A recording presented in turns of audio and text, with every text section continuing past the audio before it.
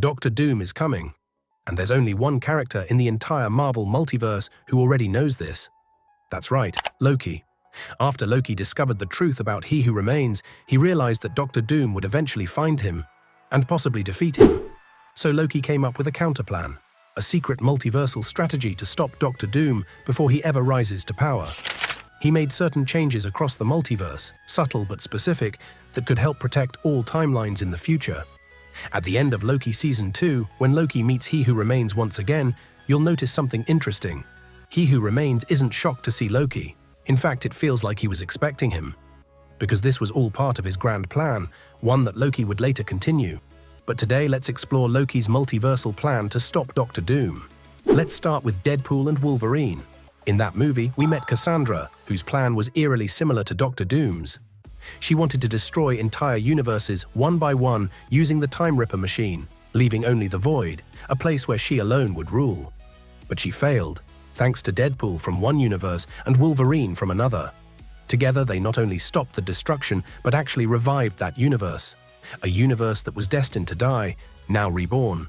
This connects directly to what Paradox once explained. When the anchor being of a universe dies, that universe begins to decay. And yet, Deadpool and Wolverine defied that law. By the movie's end, Hunter B-15 tells them, "You've saved your universe from extinction. Get some rest. We might need you again." That line, that's the first hint of Loki's plan. Because in Multiverse of Madness, Reed Richards said, "An incursion happens when a being travels from one universe to another." But here, for the first time, a being from one universe didn't cause destruction, he created life.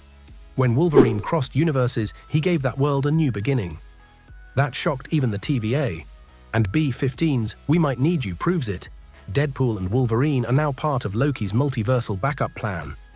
The TVA will need them again, especially in Avengers, Doomsday and Secret Wars. Now let's talk about Spider-Man. In No Way Home, Aunt May's death wasn't just tragic, it was cosmic. Think about it, her death wasn't caused by her own universe's villain, but by the Green Goblin of another universe. At first, that feels strange, but it makes sense when you see it as part of Loki's plan. To face Doctor Doom, Peter Parker needs to evolve beyond being a friendly neighborhood Spider-Man. He must become a symbol of responsibility, someone who chooses others' safety over his own desires. When Green Goblin killed Aunt May, Peter learned that hard truth, that trying to save everyone can sometimes destroy everything. This transformation is vital, because in the future, Peter will mirror Doctor Doom. Both are geniuses who lost everything. The difference is what they do after. Doom chose anger. Peter will choose compassion.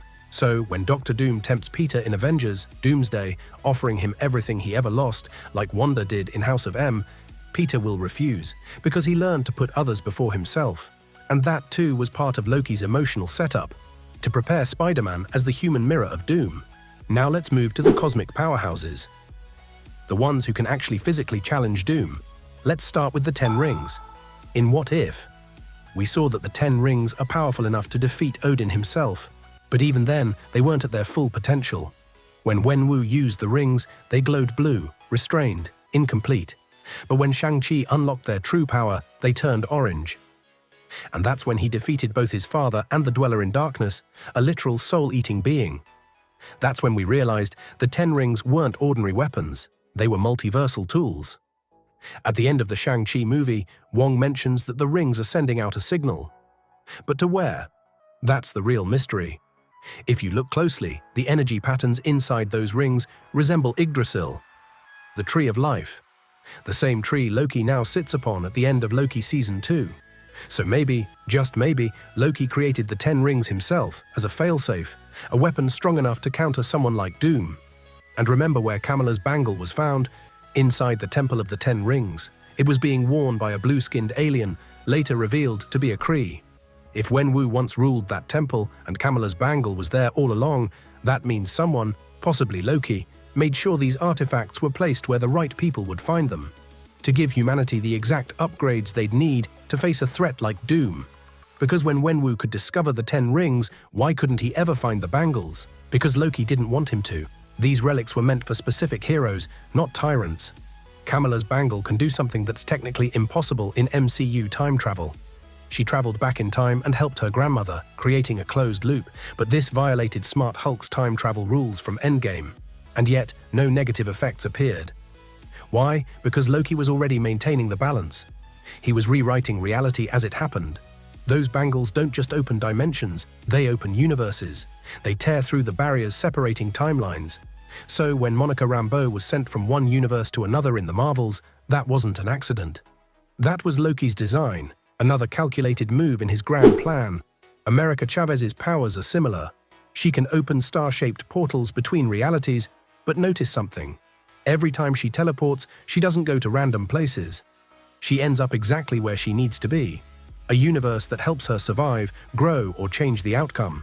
That's not luck, that's the multiverse guiding her, or Loki's influence shaping destiny itself. Now let's talk about Wanda Maximoff. She died on Earth 616, or so it seemed. But her story isn't over.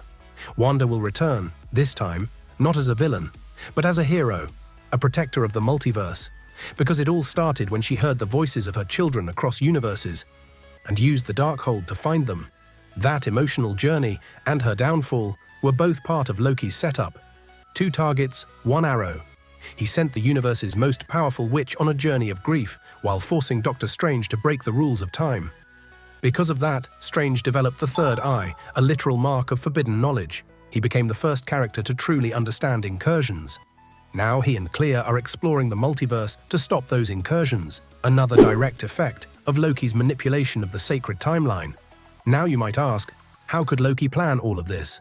He just became the custodian of the multiverse. But remember, Loki now exists outside time. He's not living after these events. He exists from the beginning to the end of the multiverse itself, meaning he can alter moments, plant ideas, and guide destinies throughout history. Every artifact, every event, every crossover, all might be part of his long game to stop Doctor Doom. So when the multiverse eventually unites against Doom, it won't just be heroes from random timelines, it'll be the exact ones Loki prepared, each chosen for a reason, each with a purpose. So what do you think? Has Loki been secretly setting everything in motion to save the multiverse from Doom? Where does Kang fit in all of this? Drop your thoughts and theories in the comments below. If you liked this breakdown, hit that like button, subscribe for more Marvel deep dives, and I'll see you